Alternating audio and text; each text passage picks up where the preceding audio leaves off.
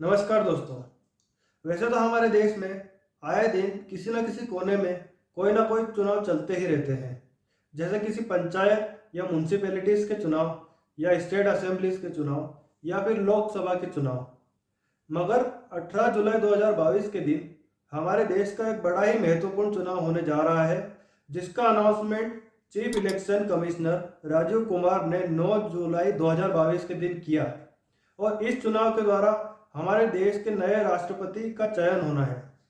और इसलिए 18 जुलाई 2022 के दिन हमारे देश में प्रेसिडेंशियल इलेक्शंस 2022 होने जा रहे हैं, क्योंकि राष्ट्रपति रामनाथ कोविंद का कार्यकाल 24 जुलाई को समाप्त होने वाला है।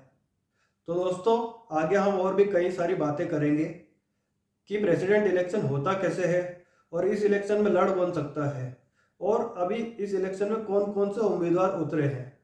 इसके अलावा भी कई सारी बातें करेंगे, मगर हमारा मेन लक्ष्य तो यही रहेगा कि इस इलेक्शन की मेथड क्या है और ये कैसे होता है। Now according to article 62 of Indian constitution, president की पोस्ट की वैकेंसी जो आगे बनने वाली है वर्तमान प्रेसिडेंट के कार्यकाल के एक्सपायर होने के वजह से, तो उसको भरने के लिए वर्तमान प्रेसिडेंट के कार्यकाल के समाप्त होने के पहले ही इलेक्शन करवाना जरूरी है। और इसलिए हम देख रहे हैं कि वर्तमान प्रेसिडेंट रामनाथ कोविंद का कार्यकाल 24 जुलाई को समाप्त हो रहा है, मगर इलेक्शंस को 18 जुलाई से ही रख दिया गया है। वैसे जहां तक इस सवाल की बात है कि इस चुनाव में लड़ कौन सकता है, या फिर हम इसे ऐसा सोचें कि इस चुनाव में लड़ने के लिए एलिजिबिलिटी क्राइटेरिया क्या होगा, तो इस बात का जवाब हमें मिलता है कॉन्स्टिट्यूशन के आर्टिकल 58 में, जो हमें बताता है कि कोई भी व्यक्ति राष्ट्रपति का चुनाव तब तक नहीं लड़ सकता जब तक कि वह भारत का नागरिक ना हो, उसकी 35 साल उम्र ना हुई हो और साथ ही वह इस योग्य ना हो कि उसे लोअर हाउस ऑफ पार्लियामेंट यानी कि लोकसभा का मेंबर बनाया जाए, और साथ ही वो कोई ऑफिस ऑफ प्रॉफिट यानी कि कोई government office of profit hold करता हो। इसके अलावा हमने ये भी जाना कि इलेक्शंस की डेट क्या है, और अभी अभी हमने एलिजिबिलिटी के बारे में भी जाना। लेकिन सबसे महत्वपूर्ण और सबसे बड़ा क्वेश्चन तो अभी भी बना हुआ है कि आखिर ये प्रेसिडेंट इलेक्शंस होते कैसे हैं, इनमें वोट कौन करता है। तो आइए इस बारे में जानते हैं। आम चुनावों की तरह इस बात का कोई सीधा आंसर नहीं है, क्योंकि इस चुनाव में हम यानी कि आम जन सीधा वोटिंग नहीं करते हैं, बल्कि हमारे रिप्रेजेंटेटिव्स यानी कि एमपीज और एमएलए वोट करते हैं। और इसके अलावा एक बात यह भी है कि एमपी और एमएलए की वोट की वैल्यू सिंगल ना होकर उनके रिप्रेजेंटेड एरिया की पॉपुलेशन पर निर्भर करती है।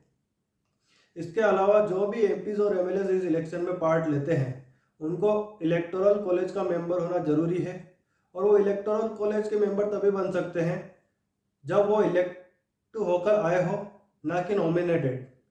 जैसे कि एक एग्जांपल है मैरी कॉम का, जो कि 2016 से 2022 के लिए राज्यसभा में नॉमिनेट हुई थी, और इस तरह के मेंबर्स इस चुनाव में वोट नहीं कर सकते। वैसे आपने गौर किया हो तो मैंने कहा था कि इस चुनाव में किसी भी एमपी या एमएलए की वोट की वैल्यू सिंगल नहीं होती है।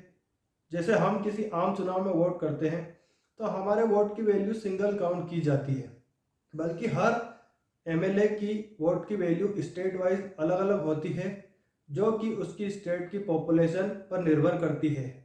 और इस चीज़ को कैलकुलेट करने के लिए करेंट पॉपुलेशन का नहीं, बल्कि 1971 के पॉपुलेशन सेंसस के डेटा का इस्तेमाल किया जाता है।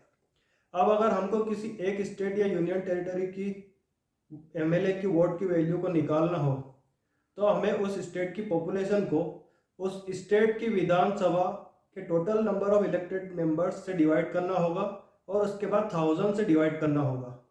हम इंडिया की सबसे कम पॉपुलेटेड स्टेट सिक्किम का एग्जांपल लेते हैं, क्योंकि इससे हमें समझने में आसानी होगी। तो सिक्किम की पॉपुलेशन 1971 में 2,09,843 थी, और सिक्किम स्टेट असेंबली में 32 इलेक्टेड मेंबर्स होते हैं, और 2,09,843 को 32 से डिवाइड करने पर, उसके बाद 1000 से डिवाइड करने पर हमें मिलता है 6.56 यानी कि 7। अब 7 ही वो नंबर है जो सिक्किम के सारे एमएलएस की वोट वैल्यू होगी। सिमिलरली देश में सबसे ज़्यादा वोट वैल्यू होगी यूपी के एमएलएस की, क्योंकि वहाँ की पॉपुलेशन सबसे ज़्यादा है। सिमिलरली एमपीज की वोट वैल्यू काउंट करने के लिए हमें सारे देश की विधानसभाओं के एमएलएस की वोट वैल्यू के सम को राज्यसभा और लोकसभा के कंबाइंड एमपी काउंट से डिवाइड करना होगा। ऑफिशियली देश के सारे एमएलएस की वोट वैल्यू 5,49,495 होगी। और अगर हमें एक एमपी के वोट की वैल्यू निकालनी है तो हमें इस नंबर को राज्यसभा और लोकसभा के कंबाइंड एमपी काउंट, जो कि होगा 543 + 233 = 776, तो हमें 5,49,495 को 776 से डिवाइड करना होगा, जिस पे हमें एक एमपी के वोट की वैल्यू 708 मिलेगी। अब हमें सारे एमपीज की वोट की वैल्यू निकालने के लिए सारे एमपीज की जो संख्या है दैट इज 776, उसमें 708 का मल्टीप्लाई करना होगा, जो कि एक एमपी की वोट की वैल्यू है, जिससे हमें सारे एमपीज की वोट की वैल्यू मिलेगी 5,49,408। और इसमें हम जब सारे एमएलएस की वोट की वैल्यू ऐड कर देंगे, जो कि है 5,49,495, इसे हमने पहले भी देखा था, तो हमें आंसर मिलेगा 10,98,903। और इस संख्या का 50% + 1 पार्ट लाना कंपलसरी है यदि किसी भी एक कैंडिडेट को जीतना है। इस सारे गणित के बाद भी इलेक्शन की प्रोसेस पूरी नहीं होती है, बल्कि इसमें एक फैक्टर और भी होता है, और वो होता है प्रेफरेंस का। सपोज कीजिए कि इलेक्शन में 3 कैंडिडेट्स ने नॉमिनेशन भरा है, जिनका नाम ए, बी एंड सी है।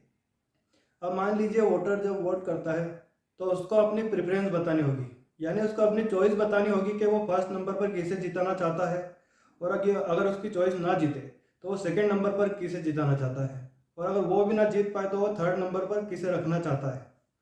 अब जब फर्स्ट प्रेफरेंस की वोट की काउंटिंग होगी तो उसमें तीनों के वोट की काउंटिंग होगी, और उसमें जिसको सबसे कम वोट मिले होंगे, मान लीजिए सी को मिले हैं, तो उसके वोट के जो बैलेट पेपर है उनमें देखा जाएगा कि उसमें सेकंड प्रेफरेंस किसकी है, और उसके सारे वोट उनको ट्रांसफ़र कर दिए जाएंगे। और जब अगले राउंड की काउंटिंग होगी तो उसमें सिर्फ 2 ही कैंडिडेट बचेंगे, और फिर उनके वोट्स की काउंटिंग होगी। इसी तरह से एलिमिनेट होते होते जब एक कैंडिडेट बचेगा तो उसको विनर डिक्लेयर किया जाएगा। तो दोस्तों, अब तो आप समझ गए होंगे कि प्रेसिडेंट इलेक्शन कैसे होते हैं। बाकी एक बात बताने लायक ये भी है कि जम्मू एंड कश्मीर के यूनियन टेरिटरी में स्प्लिट होने के बाद इन सारी कैलकुलेशंस में थोड़ा चेंजेस आएगा, क्योंकि जम्मू एंड कश्मीर के एमएलएस की वोट की काउंटिंग इस इलेक्शन में नहीं होगी। हम अगर उसके एमपीज की वोट की काउंटिंग इस इलेक्शन में ज़रूर होगी।